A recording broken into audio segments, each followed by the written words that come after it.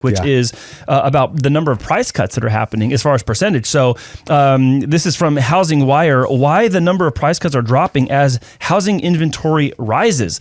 On a previous Monday Mortgage Minute and podcast, I was talking about how the average range for percentage of listings that had a price cut was between 30% and 35%. And in 2023, it was just outside that range. It was like 36.2 or something like that. It was just north of the normal range, but they're saying normal is 30 to 35% of listings take a price cut. And the projection for this year is 32.2%. So we're saying that in this year that the sky is falling and everything's going to collapse and burn to the ground, that you're also going to have fewer homes have price cuts this year than last year. And then the bidding war thing with lower rates and affordability for some coming back, I don't know how we can look at this and say it's going to be otherwise. Yeah. I mean, Black Swan event excluded. What am I missing here? We're not. And again, thanks again to Alto's research. They're giving us this great data.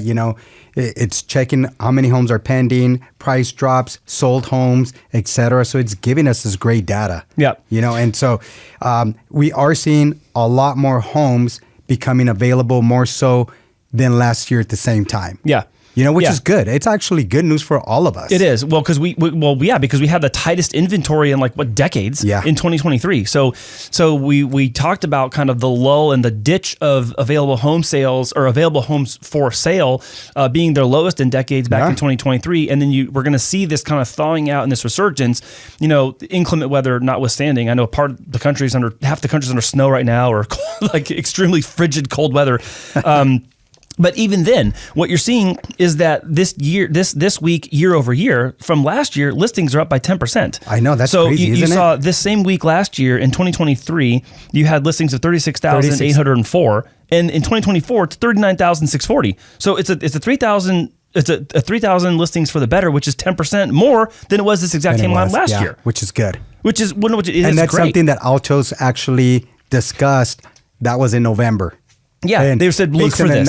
Exactly, look for this. Starting the new year, we're going to have a little more. And sure enough, that guy just hits it. He hits it. And I'm going to say this too, because I know that I'm starting to see and witness and learn that the people who watch our show have not only a variety of opinions, which is awesome to hear and then exchange, and that's been really fun.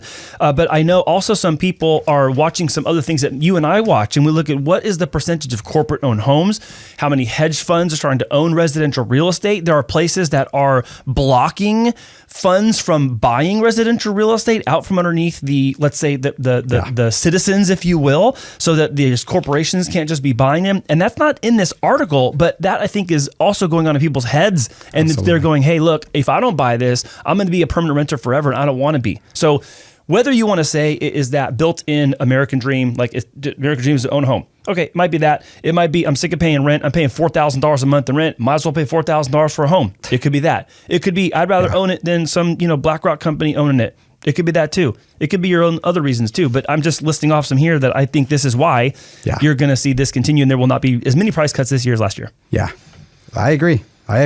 Tell me I'm wrong. Unfortunate. Tell me I'm wrong and tell me why. You're wrong. You're wrong. No, it's absolutely true, Andy. I mean, there's just, again, so much data out there, and we just got to go with what's happening. And the thing is, the bidding wars aren't down. The bidding wars are on the way up. It's not bidding the buyers. It's not bidding the sellers down. It's bidding the buyers, bidding the sellers up. Purchase applications are increasing. Yeah. Refinance even, which has nothing to do with this. They're up too. Yeah. Which means I think people need some financial help. That's a different conversation. But purchase application data going up week over week, month over month, quarter over quarter is also key for this, because mortgage rates went down and more people are like, okay, now I'm back in the game. I want to get in the game, and I want to do this again because I think the dip has been the dip. Yeah, I'm going to share one story that we're going through with this. Also, it's strategic how the realtor, what sales price they put on the home, right? That's a lot of times. Good point. A lot of times is they'll put it low to create a bidding war. For instance, here in San Miguel, they put one at $899, which was a 4-bedroom, 3-bath, 1,800 square feet, right? Too low. It was $899. Yeah. And so I actually called in because my realtor partner was had a family emergency. So I called in to just kind of fish a little, right? And I said, hey, I can't announce, realtors' names, but the person that had it listed, I asked him, my client wants to put a 905. with $10,000 in closing cost credit. Is that something your seller would be willing to entertain? And she's like, oh no, that would be way at the bottom. And I go, you know what? I was actually suggesting to the client that they submit at 930 with no appraisal contingency.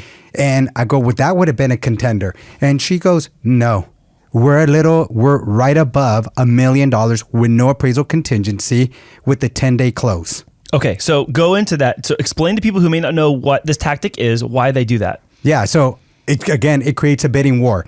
People see, oh, I can go into this house that's actually really worth $950, $980. So maybe I can net my seller more. Yeah. And so they strategically put it, making it look like, oh, maybe something's wrong with the property, but let me take a look at it. And then they go in there and the house is beautiful. It's actually just been remodeled. Yeah. So that just creates people to want to go in there and bid more and have that fear of missing out, that I need to put my highest and best offer. And I know that in the past this has been true, and I know that it's probably a little bit true today still. I don't know to what degree or by what percentage, but when you say you list something at $899, it's because you're trying to keep it under $900,000. And if people have a search criteria up that says, oh, I can purchase a house and I can afford up to $900,000, that brings this house that's maybe worth $950,000 or $1 million into that search criteria, so you see it. But then it does stir that up, and it brings lots of people to the with their little paddleboard bidding it up. 905, 906, 910, 915. So you're sucking in the person who doesn't necessarily actually qualify that, or I shouldn't say that. They maybe don't qualify or are unwilling to. Yeah. And then it also may shove them into the direction of, you really want this house. What are you going to do to make this? What are you going to do to make 980 work, 950 work? And then they figure something out. Yeah. It's just strategies. Yeah. Strategy. So you're saying in this example, it was $899 on list price. They got the bidding war up, and it was up to $1 million. What do you say? $1 million? A little above $1 million. Obviously, they can't tell you the price, but of course she says we have a little bit. Oh, it's just above the $1 million mark with no appraisal contingency. Wow, that's crazy. What does that mean? If the value came in at 980, the appraisal, that buyer is willing to fill the gap. Yeah. Okay. Yeah. They're going to fill the gap. But also, yes. But also, I'm willing to bet, if I'm thinking of the neighborhood, it might not underappraise either. No. It's going to come in at value. Maybe. It's going to come in at value, because there's not that many sales happening over there. I ran the comparables. I'm thinking personally 960, 980. Yeah. Okay. Well, then they might come in with that difference of 20 grand or whatever, 30 if it is, because it's worth it at that point. The person, if they're qualifying, probably has that much money anyways. And Andy, that's what happens when you see the rates go, they're here, and then it changes a little bit. It gets people motivated. It gets people like, I got to go out there and take advantage of this opportunity. Yeah. And so that's what I believe we're seeing here right now in San Diego. Yeah. So you're saying it's partially or potentially a little bit of a self-fulfilling prophecy? Absolutely. Yeah. Okay. Why not? Yeah. Why not? Why not? I don't know what else it's going to be, so it's wrong with that. Yeah. And I know I speak in the technical terms a little bit or frequently. I said a little bit. Yeah. Right. A little bit. I'm speaking in technical terms all the time, or technical ways all the time. But it is. I think we're going to see that at large as well. Yeah. I do think there's this undertone of, I better get into a home, otherwise I may never. And last week on the show, Brian and I talked about the different buyer behavior of Gen Z, and that it is different than our generation and the generation before us, but that they are also still seeking the opportunity. It may not be because I want a white picket fence, I want to have my house and raise my kids there. They may want it from cash flow and freedom of financial not responsibility, freedom of having to just slave away in order to make money and let something passively make money. But that still makes them a buyer, was my point to Brian. Like, they're still buying the place. Yeah. These new buyers are looking at different. They're looking at more long-term investment, not a forever home. Yeah. In my generation, it's like, this is probably going to be my forever home. Yeah. I know my mom would buy a home and it's like, I'm going to stay here forever. Yep.